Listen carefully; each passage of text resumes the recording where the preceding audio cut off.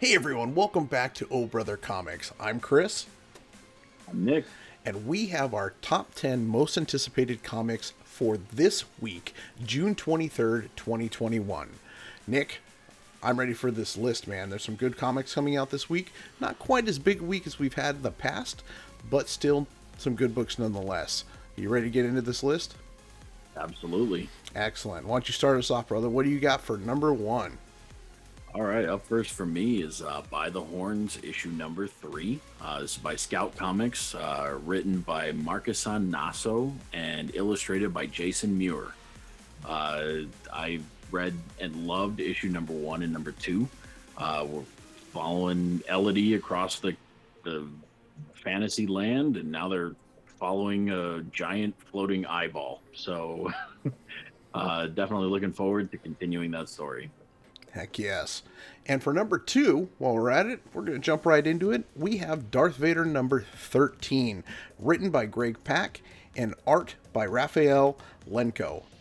Definitely looking forward to this book. It is a tie-in to the War of the Bounty Hunter story, which we've been reading over these last few weeks. That's been across all the Star Wars line. It's about Boba Fett bringing Han Solo, still in carbonite, to Jabba, and unfortunately along the way, Han gets stolen. So I'm really looking forward to this book. Definitely pick it up if you guys are Star Wars fans out there. All right, up next for me is Vinyl by Image Comics. And apologize in advance if I mess up anybody's names throughout this whole video, but these ones should be pretty easy. This one's written by Doug Wagner and illustrated by Dave Stewart and Daniel Hilliard. And this one is a brand new story following a FBI agent and a serial killer who, according to the synopsis, are best friends. And the FBI agent gets kidnapped, and the serial killer has to figure out how to save him. So, yeah, sounds pretty cool. Definitely sounds interesting. I might have to pick that one up myself.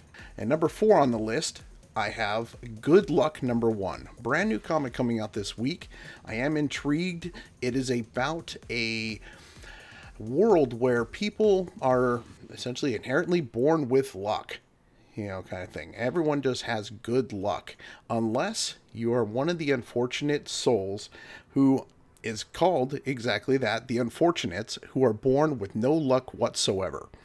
Now, something happens in this world where a catastrophe happens that is threatening the planet, and no one can help but the group of unfortunates that have exactly no luck. So an interesting story. I'm curious on how it's going to go. We'll see this week. All right, up for number 5, we have Batman Reptilian, and judging by cover B, Killer Croc will be the main antagonist, and it is about striking fear into the hearts of all of the villains more than Batman does. It's an interesting take on a Batman story. I'm definitely going to have to pick that one up as well. I wonder, is Killer Croc the Batman character? Well, could be. We'll have to wait and see. Yeah, we'll have to see how it turns out this week. And for number 7 on the list, number 7 is one that I am really looking forward to. It is Spawn Universe number 1. We finally get the book that is going to blow open the Spawn universe. Todd McFarlane is putting this together with a whole team of artists. He's got Marcio Takara. He's got himself. He's got Stephen.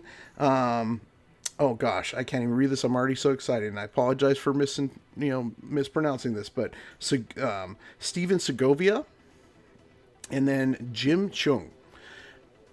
A lot of artists. This is a big book. This book is going to start the Spawn universe. So out of this, we're going to have 2 storylines starting. We're going to have a new Spawn title as well as a Gunslinger Spawn. Both books will be monthly. This is going to be a big book. We also got a couple of first appearances. We got first appearance of Disruptor and first appearance of Jericho. So also a spec book for all you Spawn fans out there. Pick this book up. It's going to be big. Yeah, I'm definitely looking forward to Spawn Universe. All right, I think you skipped number 6, so I'll go back and do number 6. And for that, we have Gamma Flight number 1, and this is by Al Ewing and Crystal Frazier, illustrated by Lan Medina. So Al Ewing moved on from Immortal Hulk and is now going to be starting up this Gamma Flight storyline. And this one follows directly after Immortal Hulk. So definitely looking forward to seeing where that story goes. It does show the reintroduction of Scar, who is Hulk's son, as well as the first team appearance of the new Gamma Flight, and the first appearance of Stockpile. And for our pick for number 8, we are going with Power Rangers number 8. This book has just been great since it started back with Kyle Higgins.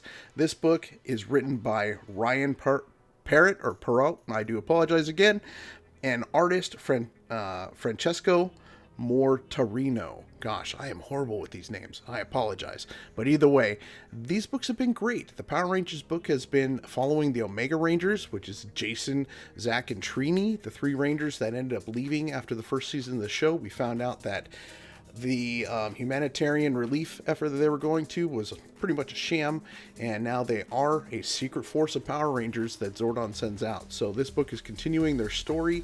If you guys are Power Ranger fans, go out there and pick it up. You won't be disappointed. All right, for number 9, this one is entirely a cover pickup for me.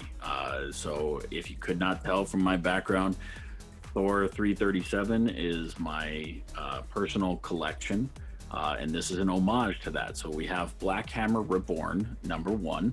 And this is written by Jeff Lemire, illustrated by Caitlin Yarsky.